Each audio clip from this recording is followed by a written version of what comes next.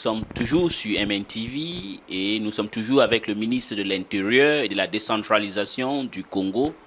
Pour ceux qui ne connaissent pas peut-être le nom, il se nomme Raymond Zéphirin Mboulou. Alors, à l'interruption, nous avions parlé et on va revenir maintenant discuter, lui poser la question qui peut-être fâche, monsieur le ministre. Vous avez dit le Congo appartient à tout le monde. Mais je suis dans l'obligation parce que c'est comme si on organisait une fête et cette fête, il n'y avait pas de champagne.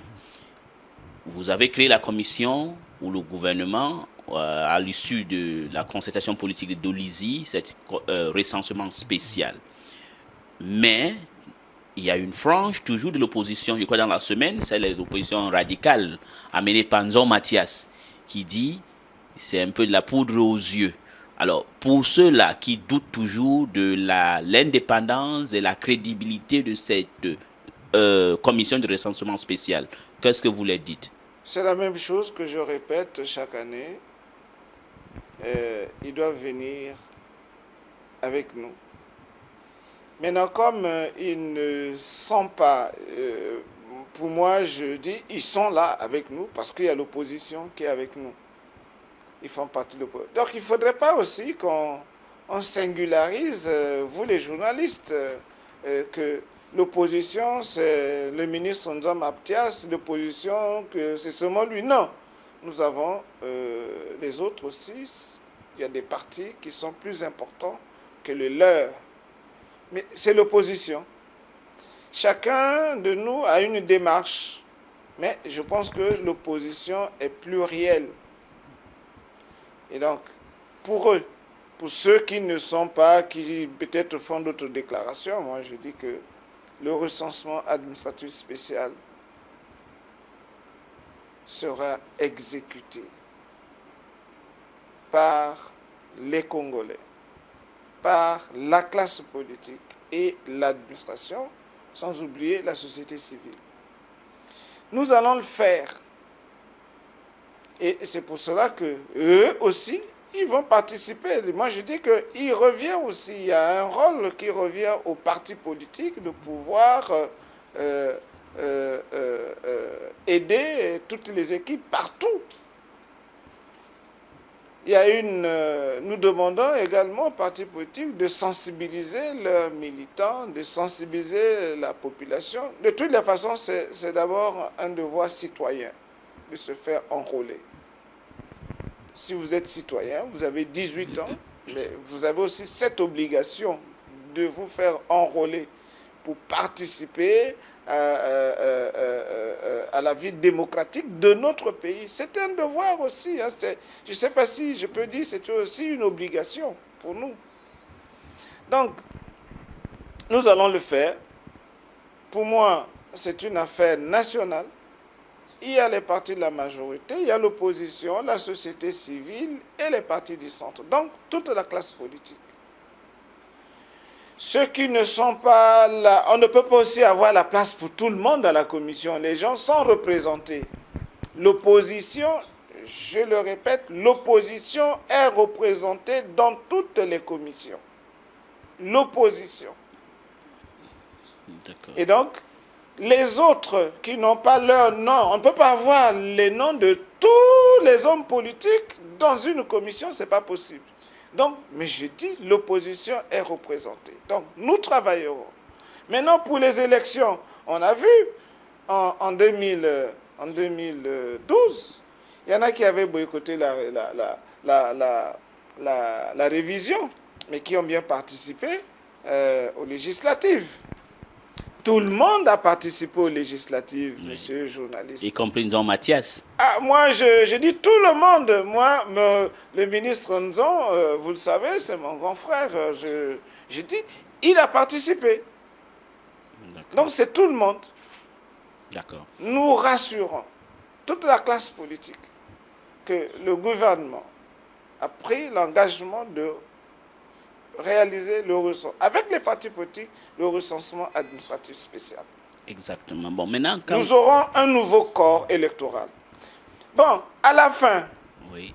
Il faut aussi se dire, c'est pour cela que nous attirons l'attention de tout le monde, de toute la population, surtout les gens en âge de voter, de se faire enrôler.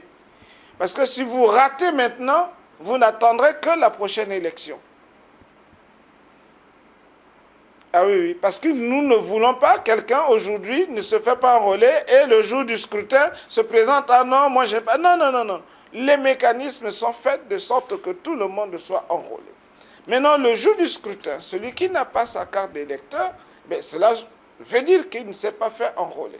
Qui ne s'est pas fait enrôler. Et là, il y a des commissions que vous aviez créées, diverses commissions. Est-ce que les nominations ont été déjà faites dans ces commissions respectives? Toutes les commissions au niveau de la coordination du comité technique ont été prononcées.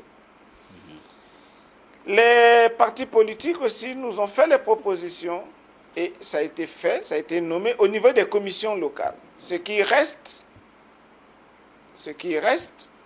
ce sont les superviseurs, les contrôleurs principaux, les contrôleurs et les agents recenseurs. Les agents recenseurs, c'est localement. C'est pour ça que j'ai dit que le recensement se fait localement. Les contrôleurs, c'est localement. Les superviseurs et les contrôleurs principaux, les partis politiques nous proposeront des cadres et c'est vraiment paritaire et ils seront nommés également. Et ça, c'est quelque chose qui nous prendrons un arrêté la semaine prochaine. Donc la semaine prochaine, il y aura tout serait mis au clair alors. La semaine prochaine, nous avons un chronogramme que nous venons d'adopter. Il y a, à partir du 4, la coordination et certains cadres du comité technique iront installer les 111 commissions administratives locales. Les 111. Et à partir de cela, les commissions locales vont désigner les contrôleurs et les agents recenseurs.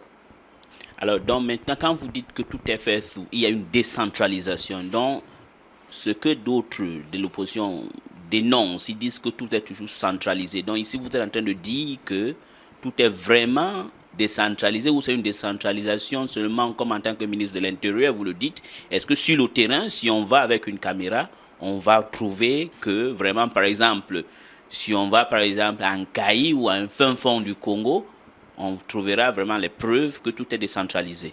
Tout a été décentralisé depuis 2009. Au niveau du traitement du corps électoral. Tout a été décentralisé.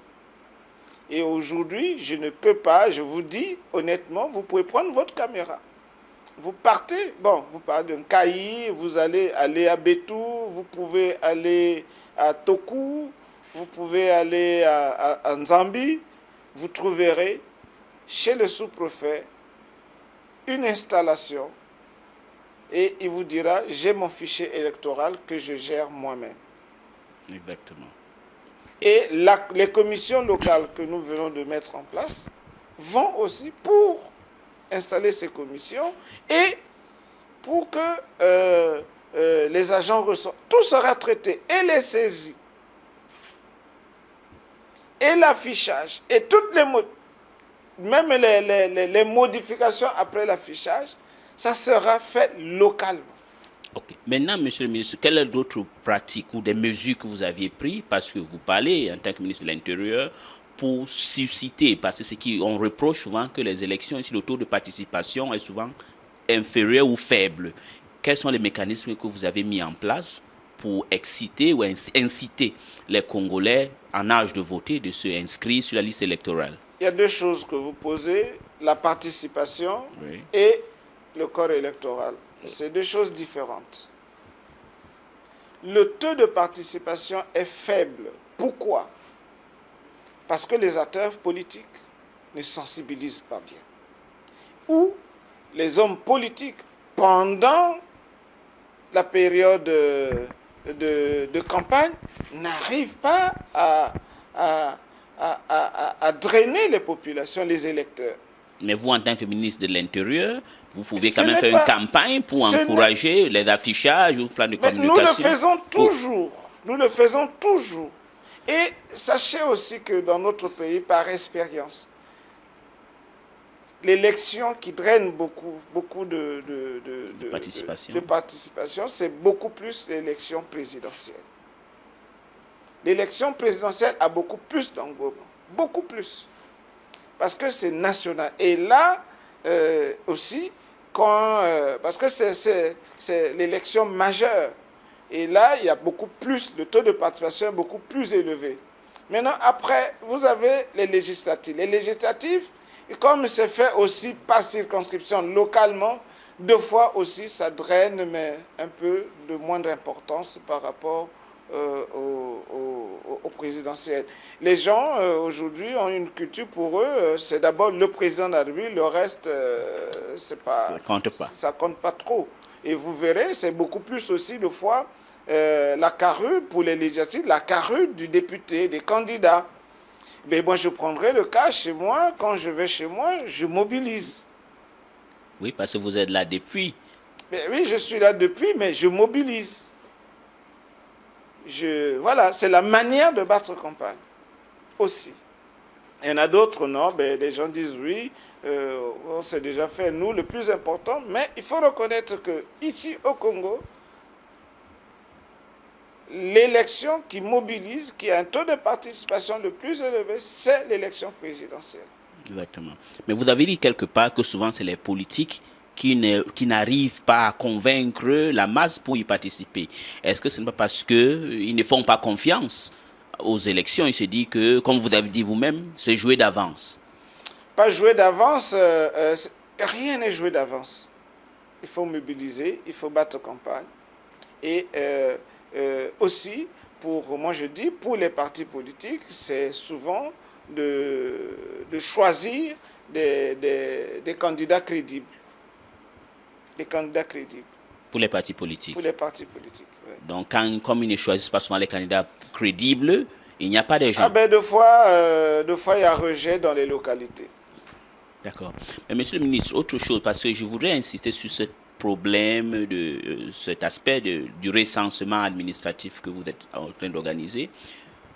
Pour ceux qui ne sont pas d'ici, ou pour les Congolais eux-mêmes, le chronogramme, je voudrais que vous répétez et nous dites, parce que vous avez dit dans 6 mois peut-être, est-ce que en décembre il y aura les élections locales? Nous organiserons les locales, donc les municipales aussi, avant la fin de l'année, pour que nous soyons conformes avec notre constitution. Et ça sera organisé. La classe politique, toute la classe politique est mobilisée pour que cette élection ait lieu avant la fin de l'année. Avant la fin de l'année. Avant la fin de l'année. Et autre chose que je veux vous quand à la première partie de l'émission, vous parlez de la multiplicité des partis politiques dans un pays comme le Congo qui a à peine 4 millions d'habitants, 138 partis politiques. Pourquoi se fait-il que vous continuez toujours à donner les autorisations aux partis qui sont souvent représentés par leurs familles et leurs femmes et les enfants?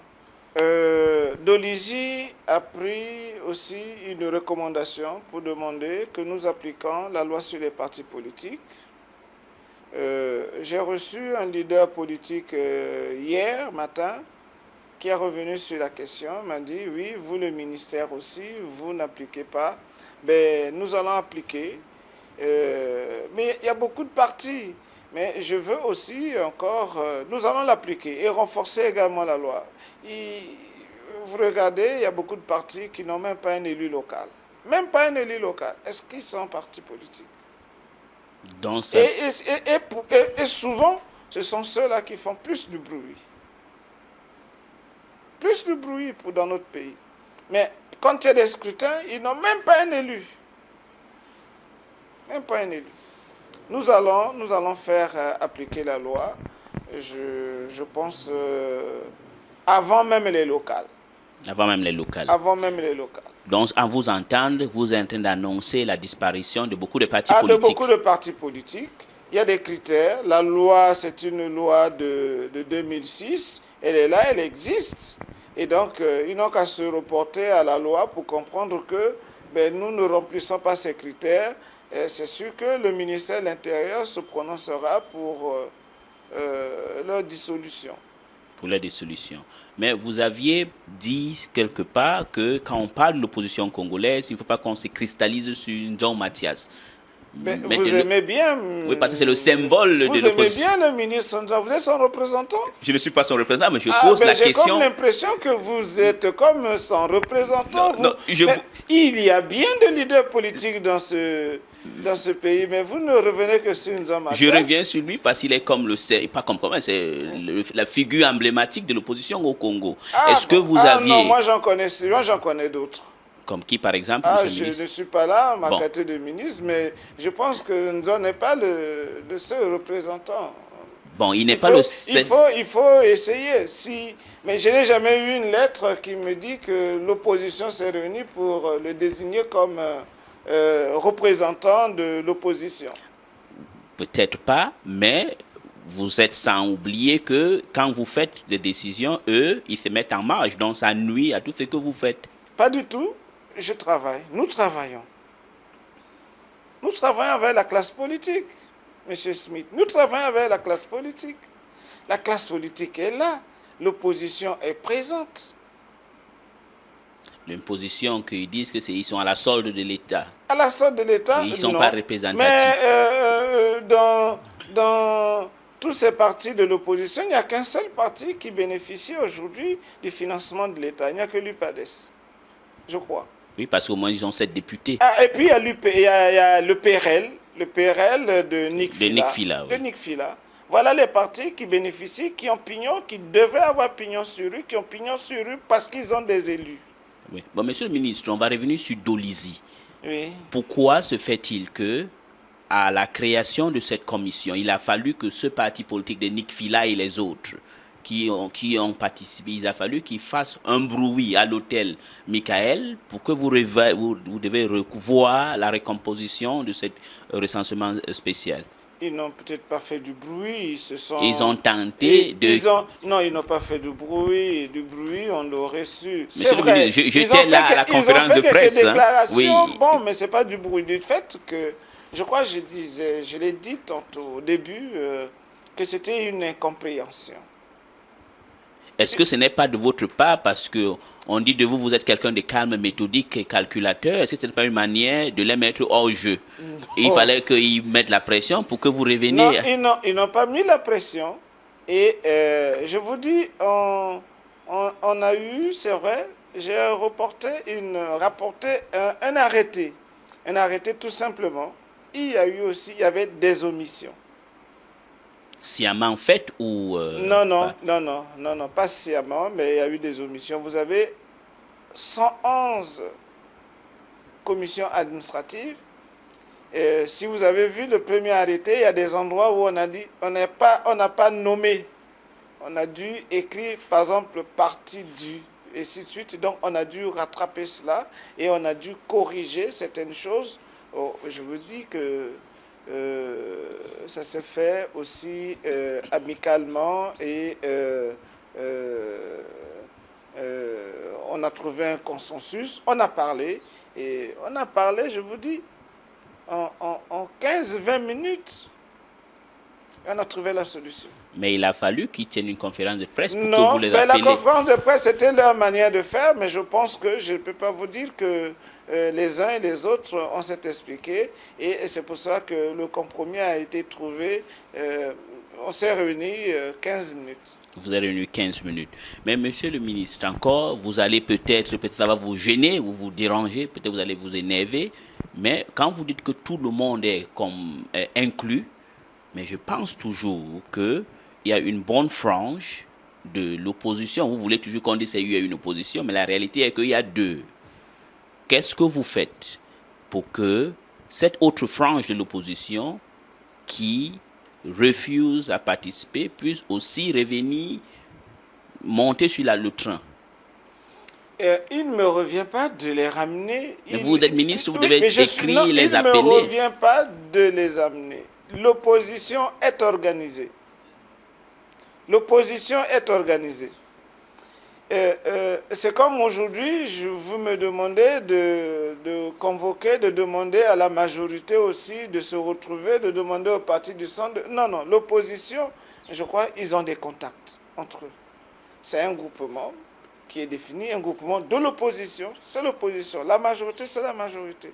Il ne revient pas au ministre de l'Intérieur de les réunir et de leur demander de trouver un compromis. Non, le gouvernement a une place, on dit l'opposition. C'est l'opposition, même si elle est plurielle, mais c'est l'opposition. S'il y a une opposition radicale ou une autre opposition, pour nous, le gouvernement, dans les textes, c'est l'opposition. L'opposition. D'accord. Il peut y avoir un jeu de couloir entre eux pour dire, bon, voilà, nous avançons, ainsi de suite. D'accord. Et maintenant, parlons de Dolisie. Ça a été un succès dépendant de qui parle de succès, mais je pense que réunir tout le monde, c'est quand même quelque chose d'important de réunir tous les Congolais. En tant que ministre de l'Intérieur, quand vous rencontrez ces personnes, alors quel est d'abord le secret que vous faites pour réussir à mettre tous les, même les Nikfila et les Bokamba et Angouma ensemble avec le PCT qui a une domination écrasante? C'est la volonté de tous les Congolais, des acteurs politiques congolais, d'œuvrer pour leur pays. Ce n'est pas quelque chose d'autre, ce n'est pas un secret. C'est parce que tout le monde veut qu'on fasse quelque chose pour le pays. Tout le monde veut qu'on se retrouve pour essayer de régler un certain nombre de problèmes pour qu'ensemble, nous continuions. Ensemble. Voilà. Et maintenant, en tant que ministre de l'Intérieur, si vous avez un message pour adresser au peuple congolais qui vont vous suivre, qu'est-ce que vous allez leur dire dans cet recensement administratif spécial? Mon message est clair, je crois que ça va être vulgarisé et nous avons une sous-commission qui est présidée par le jeune Okombi qui va travailler à cet effet. C'est demander à tous ceux qui ont atteint l'âge de 18 ans, donc à partir de 18 ans, au-delà, de se faire enrôler et d'accepter que les agents recenseurs puissent prendre leur identité et leur poser certaines questions pour que ces gens puissent se faire enrôler. Donc de les accepter partout. Ils ne viennent pas les déranger, c'est vrai, ils prendront quelques minutes de leur temps, mais que la population le fasse, c'est un devoir citoyen. Je souhaite, parce qu'il ne s'agit pas de dire que je m'étais fait enrôler, non, nous reprenons à zéro.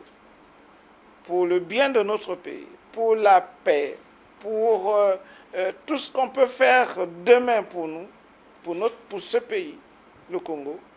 Je souhaite que tous les Congolais acceptent de recevoir les agents recenseurs devant ou dans leur parcelle. Donc c'est le message.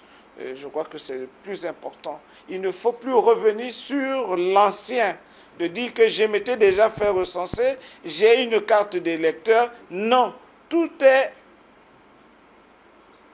à reprendre. Tout est à reprendre à zéro. Donc, c'est le message que je lance au peuple congolais. Tous ceux qui ont déjà atteint l'âge de 18 ans et au-delà doivent se faire enrôler. Je crois que nous aurons une période d'1 mois, 1 mois et demi pour le faire. Et voilà, c'est pour le bien de notre pays. D'accord, monsieur le ministre, c'était un honneur de vous recevoir une fois de plus et je suis content de vous recevoir. Je pense que les Congolais, que vous êtes en train d'adresser le message pour qu'ils puissent enregistrer pour une autre recensement administratif spécial, vont vraiment s'inscrire sur la liste électorale et que c'est vraiment vrai. Bon, moi, pour conclure, est-ce que c'est vraiment la vérité que vous dites, monsieur le ministre, en disant que cette liste électorale serait faite à zéro? Parce qu'il y a cette peur. Est-ce que c'est vraiment vrai? Parce que on va conclure sur cela. C'est vrai. Parce vrai que sinon, vous ne cachez pas quelque chose quelque part et puis vous sortirez un autre jeu après. Les commissions administratives, les commissions administratives sont paritaires. Donc, c'est vrai, c'est à zéro, c'est un nouveau fichier électoral que nous allons produire pour notre pays. Merci. À zéro, je précise bien à zéro. C'est pour cela que je demande à la population de se faire enrôler. Il ne faudrait pas qu'ils disent que je m'étais déjà fait enrôler, j'ai voté au présidentiel, j'ai voté au législatif. Non, ça n'existe plus. Ces listes-là n'existent plus. Je peux même demander à tous ceux qui ont leur carte d'électeur, peut-être pour décliner leurs identités, mais ce sont les vieilles cartes sont à déchirer. Merci une fois de plus, Monsieur le ministre, et merci d'avoir accepté notre invitation pour parler du ministère de l'Intérieur et aussi du recensement administratif spécial que le gouvernement congolais organise. Voilà, c'était la grande interview avec le ministre de l'Intérieur et de la décentralisation du Congo. À vendredi prochain, s'il plaît à Dieu.